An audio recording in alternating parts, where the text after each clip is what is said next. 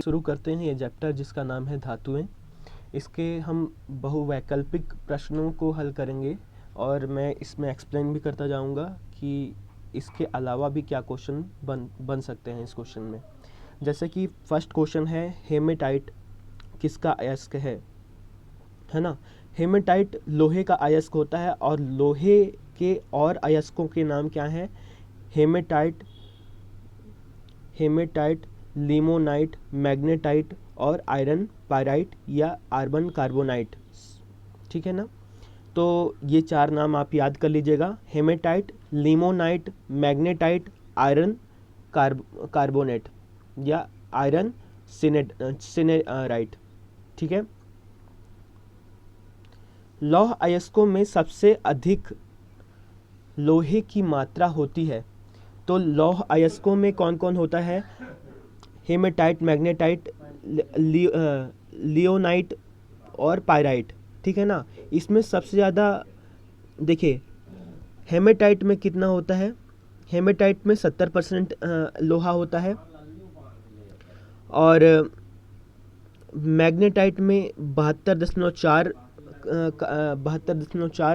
Iron होता है और लिमोनाइट में 60% होता है और पाइराइट में 46.6 आयरन होता है। ठीक है।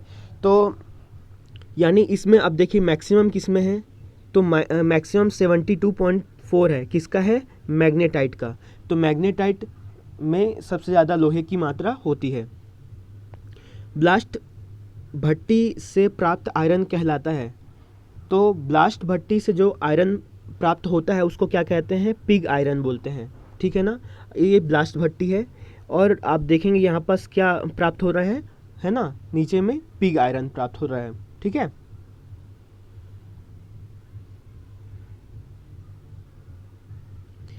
कास्ट आयरन का उत्पादन इस भट्टी में किया जाता है। तो कास्ट आयरन का ये मैन्युफैक्चरिंग प्रोसेस है ना। और इसका उत्पादन कहाँ किया जाता है? क्यूपोला फर्नेस में या क्यूपोला भट्टी में, है ना। तो इसका आंसर क्या हो जाएगा? क्यूपोला भट्टी। ब्लास्ट भट्टी का नाम ब्लास्ट भट्टी इसलिए है क्योंकि ब्लास्ट भट्टी का नाम ब्लास्ट भट्टी इसलिए है क्योंकि हम लोग क्या करते हैं, इसमें गर्म वायु दी जाती है इसमें। ठीक है। तो यहाँ पास क्या लिखा हुआ है? लगे नोजलों द्वारा भट्टी में गर्म वायु प्रवाहित की जाती है। ठीक है। तो आप यहाँ पास भट्टी देखे थे, तो यहाँ पास इसके द्वारा, है ना, हम लोग क्या करते हैं, ये जो आपको लाल कलर से दिख रहे हैं यहाँ पे, है ना, यहाँ पास हम लोग क्या कर रहे हैं? हवा प्रवाहित कर रहे हैं। तो इसका आंसर क्या हो जाएगा? इसमें गर्म वायु दी जाती है। निम्न में से किसे गैस द्वारा वेल्ड नहीं किया जा सकता है? आपके में दिया हुआ है आपके बुक में कि कास्ट आयरन को गैस से वेल्ड नहीं किया जा सकता, लेकिन मैंने चेक किया तो इसमें मेरे को दिखाई पड़ रहा है कि यहाँ पास लिखा हुआ है you can weld cast iron by gas और आर्क, है ना।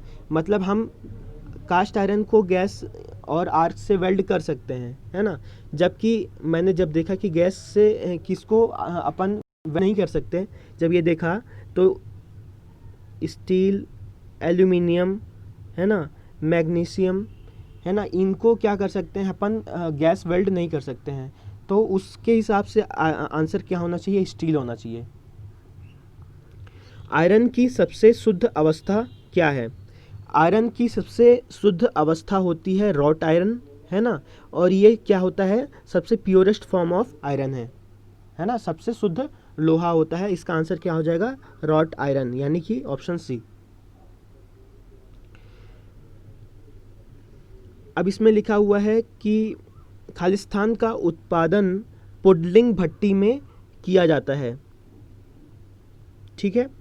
तो अब यहाँ पास लिखा हुआ है the puddling furnace is making metal making technology use to create wrought iron. तो तो इसका आंसर क्या हो जाएगा? Wrought iron. यानी रॉट आयरन का उत्पादन पुडलिंग भट्टी में किया जाता है। आयरन रिट्वीट्स और चद्दरें बनाने के लिए प्रयुक्त होता है। तो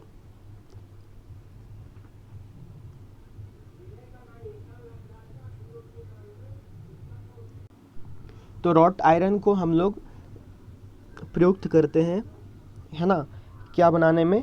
आयरन की चद्दरें बनाने में, आयरन शीट्स बनाने के लिए रॉट आयरन का उपयोग करते हैं। अब किसकी चुंबकीय शक्ति अन्य लौह धातुओं की अपेक्षा अधिक होती है? तो चुंबकीय शक्ति सबसे ज़्यादा अधिक होती है पिटवा लोहे की, ठीक है ना। तो इसका क्या आंसर हो जाएगा? पिटवा लोहा। तो पिटवा लोहा की लौह शक्ति अन्य लौह धातुओं की अपेक्षा सर्वाधिक होती है। तो 11वां क्वेश्चन है, निम्न में से किस स्टील का उपयोग कटिंग टूल बनाने में होता है? तो टंगस्टन स्टील का उपयोग कटिंग टूल बनाने में किया जाता है। खालिस्तान का उपयोग संचालक सेल बनाने में होता है। इसका पूरा नाम ही है सीसा संचालक सेल। तो इसका आंसर क्या हो जाएगा? सीसा। खालिस्तान के गुण के कारण धातु को चोट मारने पर वह टूटकर टुकड़ों में बिखर जाती है। तो इनमें से कौन सा होगा? भंगुरता गुण के कारण धातु को चोट मारने पर वह टुकड़ों में विभाजित हो जाती है। अगर तन्यता होता तो वो तन्यता अलग होता है ना, वो आगे पढ़ेंगे अपन, आएगा क्वेश्चन। निम्न में से कौन सी धातु सबसे तन्य है? तन्य मतलब होता है किसको कितना ज़्यादा खींच के लंबा किया जा सकता है ना, कि वो टूटे ना। तो इनमें से सबसे ज़्यादा तांबा को खींच के लंबा किया जा सकता है। तो इसका आंसर क्या हो जाएगा? तांबा। बियरिंग ब्रुश को बनाने के लिए किस अलौह एलॉय का प्रयोग किया जाता है?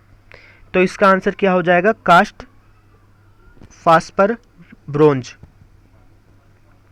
वाटर हीटिंग उपकरण के लिए बड़े पैमाने पर किस अलौह धातु का प्रयोग किया जाता है? तो वाटर हीटिंग के लिए कौन से अलौह धातु का प्रयोग किया जाता है? तांबा। तो इसका आंसर क्या हो जाएगा? तांबा। तांबा। निम्न में से कौन सा अलौह मिश्र धातु है? तो अलौह मिश्र धातु इनमें से कौन सा है? पीतल।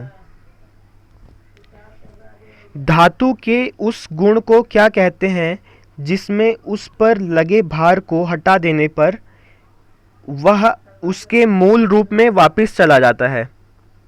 तो इस गुण को क्या कहते हैं हम? लचीलापन कहते हैं। विद्युत प्रयोग के लिए सोल्डर का मिश्रण है। तो विद्युत प्रयोग के लिए सोल्डर का मिश्रण क्या होता है? 60% टिन और 40% सीसा, यानी कि ऑप्शन डी। तो ये चैप्टर जो धातुएं हैं उनका ऑब्जेक्टिव यहाँ पर समाप्त होता है। धन्यवाद।